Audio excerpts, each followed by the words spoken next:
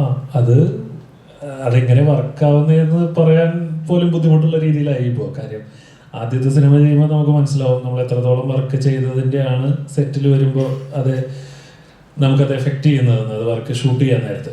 രണ്ടാമത്തെ സിനിമയായപ്പോൾ നമുക്ക് കാര്യങ്ങൾ ഡിസ്കസ് ചെയ്യേണ്ട, നമുക്ക് അറിയാൻ തുടങ്ങി. ഓക്കെ, ഈ പുള്ളിക്ക് ഇങ്ങനെ ഷൂട്ട് ചെയ്യേണ്ട ആവശ്യമില്ല, ചില കാര്യങ്ങൾ അത് എന്തിനാണ് അതിൻ്റെ ആവശ്യം എന്നൊക്കെ ചോദിക്കും. അപ്പോൾ മൂന്നാമത്തെ സിനിമയായപ്പോൾ അറിയാം, അത് നമ്മൾ തന്നെ അസോസിയേറ്റിനോടും ബാക്കി കോസ്റ്റ്യൂം അല്ലെങ്കിൽ ആർട്ടിനോട് പറയും, അതൊന്നും അങ്ങനെ ചെയ്യേണ്ട, അതൊന്നും പുള്ളി വേണ്ടെന്ന് പറയും, അത്രയും ചെയ്യേണ്ട, അല്ലെങ്കിൽ ഈ സാധനം കുറച്ച് ഫോക്കസ് ചെയ്തോ, പുള്ളി ആ കാര്യങ്ങൾ കുറച്ച് നിർബന്ധങ്ങളാണ് കറക്റ്റായിട്ട് വരണം എന്നുള്ളത്. അപ്പോൾ ആ രീതിയിലേക്ക് ആയി.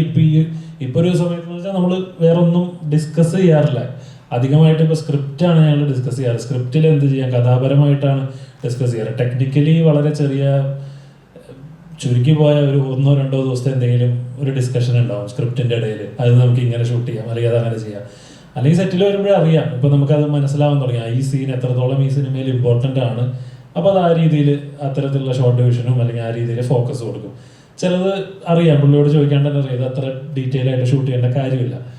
അപ്പോൾ അങ്ങനെ ഒരു റാപ്പ് വന്നതുകൊണ്ട് നമ്മൾ ഒന്നിച്ച് വർക്ക് ചെയ്യണതിൻ്റെ ഒരു അങ്ങനെ ഒരു ഇതൊന്നും ഫീൽ ചെയ്യുന്നില്ല ഇപ്പോൾ.